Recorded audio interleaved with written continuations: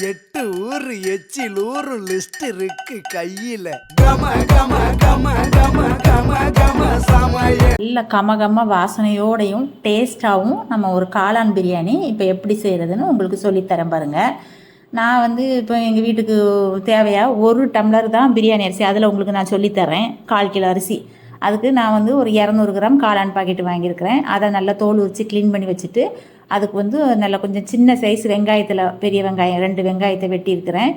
ஒரு 2 சின்ன தக்காளியில் 2 தக்காளி, அதுக்கப்புறம் நம்ம காளானையும் நல்லா கழுவி அதையும் வெட்டி வச்சுருவோம். 2 பச்சை மிளகா, மல்லி புதினா ஒரு கைப்பிடி அளவுக்கு அவ்வளோதான் எடுத்துக்கிறேன் பாருங்கள். இப்போ நான் ஸ்டவ் பற்ற வச்சு நான் குக்கரை வச்சுட்டு, அதில் வந்து நம்ம இந்த கோல்டு வின்னர் ஆயில் ஒரு 2 ஸ்பூன் கோல்டு வின்னர் ஆயிலும், உங்களுக்கு வந்து நெய் இருக்குது இல்லை, அது ஒரு 2 ஸ்பூனும் ஊற்றி கலந்து ஊற்றிடுவோம். அப்போ தான் நல்லா வாசனையாக இருக்கும். அதுக்கு நான் ஒரு பிரிஞ்சி இலை, ஒரு சின்ன துண்டு பிரிஞ்சி இலையும், ஒரு 2 துண்டு பட்டை, ஒரு அன்னாச்சி பூ ஒன்று, ஒரு 2 ஏலக்காய், ஒரு 3 லவங்கம் போட்டு எண்ணெயில் நல்லா பொரிஞ்ச உடனே வெட்டி வச்சுருக்க வெங்காயம் வந்து நல்லா ஸ்லைஸாக வெட்டினா தான் பிரியாணிக்கு நல்லா வாசனையாக இருக்கும் பாருங்கள். அதை போட்டு நல்லா நம்ம பொன்னிறமாக வதங்குற அளவுக்கு நல்லா வதக்கி விடுவோம். நல்லா அந்த ஆயிலே நல்லா வதங்கி பொரிஞ்சு வந்தால் தான் சூப்பர் வாசனையாக இருக்கும், அந்த டேஸ்ட்டும் கிடைக்கும் நமக்கு.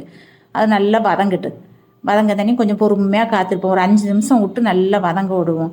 அடுப்பை நம்ம மீடியத்திலே வச்சுருப்போம். வச்சு நம்ம பண்ணணும்னு வச்சிங்களா சூப்பர் டேஸ்ட்டாக இருக்கும் பாருங்கள். காளான் அவ்வளோ நல்லது உடம்புக்கு. ஒரு வாரத்தில் ஒரு வாட்டியாவது காளான் செஞ்சு கொடுங்க எல்லாத்துக்கும். குழந்தைகளுக்கெல்லாம் கொடுத்தீங்கன்னா அவ்வளோ நல்லது. பெரியவங்கலேருந்து எல்லாருமே சாப்பிட்லாம்.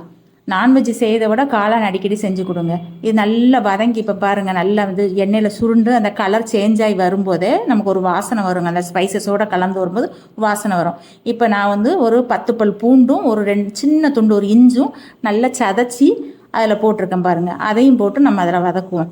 வதக்கிட்டு அதுக்கப்புறம் வந்து நான் அந்த நாட்டு பச்சை மிளகாய் தான், அது கொஞ்சம் நல்லா காரமாக இருக்கும். அதை வந்து லைட்டாக முனையில் கீறிட்டு 2 அதில் போட்டிருக்கேன். அப்புறம் நான் எடுத்து வச்ச அந்த மல்லி புதினாலையும் அதில் தூக்கி போடுறேன். போட்டு அதுவும் நல்லா வதங்கினதுக்கு அப்புறம் நம்ம வந்து இப்போ மிளகாத்தூள் ஐட்டங்கள்லாம் சேர்த்துருவோம். அப்போ தான் வந்து நல்லா இருக்கும் பாருங்கள். அந்த மிளகாத்தூள்லாம் அதில் பிடிக்கும். நான் இப்போ வந்து ஒரு 3/4 ஸ்பூன் அளவுக்கு சில்லி பவுடர் எடுத்துருக்கிறேன். அதுக்கு வந்து நான் ஒரு 1/2 ஸ்பூன் அளவுக்கு தனியாத்தூள் சேர்க்குறேன். அதுக்கப்புறம் வந்து நான் வந்து 1 ஸ்பூன் பிரியாணி மசாலா சேர்க்குறேன். அப்புறம் வந்து கரம் மசாலா வந்து ஒரு 1/2 ஸ்பூன் சேர்க்குறேன். இதை சேர்த்து அந்த ஆயிலோடு மறுபடியும் நல்லா கலந்துருவோம். கலந்து அதுக்கு நல்லா கலந்து வரும்போது நம்ம தக்காளியை சேர்ப்போம். தக்காளியும் சேர்த்து அதோடு சேர்த்து நல்லா மேக்ஸ் ஆகி வரும்போது நான் ஒரு 1/2 ஸ்பூன் தயிர் சேர்க்குறேன் பாருங்கள். இது நல்லா வதக்குவோம். வதக்கிட்டு நம்ம அந்த தயிரை எடுத்து வச்ச தயிரையும் தூக்கி அதில் கலந்து வரும்போது அந்த ஒரு தொக்கு கிரேவிக்கு வரும் பாருங்கள். நல்லா இருக்கும், நல்லா வாசனையாக இருக்கும். நான் செய்கிற மாதிரியே நீங்களும் செய்யுங்க, சூப்பராக இருக்கும் பாருங்கள். அந்த 1/2 ஸ்பூன் தயிர் அதில் போட்டு அதையும் நல்லா வதக்குவோம். வதக்கி நல்லா எண்ணெய் பிரிஞ்சு அது வரும்போது நம்ம ஆல்ரெடி வந்து ரைஸை நல்லா கழுவி நம்ம ஊற வச்சிடணும். அந்த நம்ம தேவையான அளவு தண்ணி இருக்குது அதோட கலந்து, நான் இப்போ 1 டம்ளர் அரிசி எடுத்தோம்னா அதுக்கு 1.5 டம்ளர் தான் பிரியாணி அரிசிக்கு நம்ம தண்ணி சேர்ப்பேன். ஏன்னா காளான்லேருந்து தண்ணி வரும். நான் இப்போ வதக்கி வச்சுருக்கிறதோட இப்போ நான் கழுவி வச்சுருக்க காளானை வந்து லைட்டாக சுடுதண்ணி விதவிதப்பான சுடுதண்ணியில் மறுபடியும் போட்டுட்டு அதை எடுத்து அதில் போடுறேன் பாருங்கள். போட்டு அதையும் நல்லா வதக்குறேன். வதங்கி வந்தோடனே நம்ம வந்து தேவையான அளவு உப்பும் அதில் போட்டு நல்லா வதக்கிடுவோம். வதக்கிட்டு நம்ம வந்து அரிசி ஊற வச்சுருக்கோம் பாருங்கள், அந்த அரிசி எடுத்து அதில் தட்டி அந்த அரிசியும் அந்த ஆயிலோடு அந்த மசாலாவோட கலந்து வரும்போது அப்போ தான் ரைஸ் வந்து நல்லா உடையாமல் ஒன்றோட ஒன்று ஒட்டாமல் நல்லா அழகாக வரும் பாருங்கள். சூப்பராக இருக்கும்.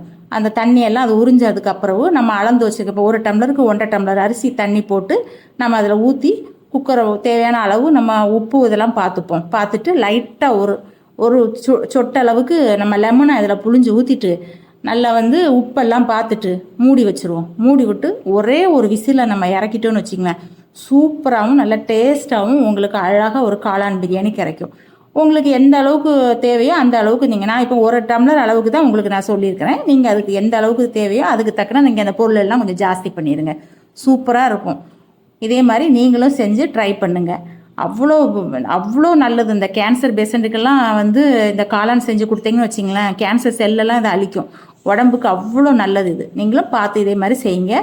சூப்பரான சுவையான நல்ல ஒரு காளான் பிரியாணி உங்களுக்கும் கிடைக்கும். ட்ரை பண்ணி பாருங்கள்.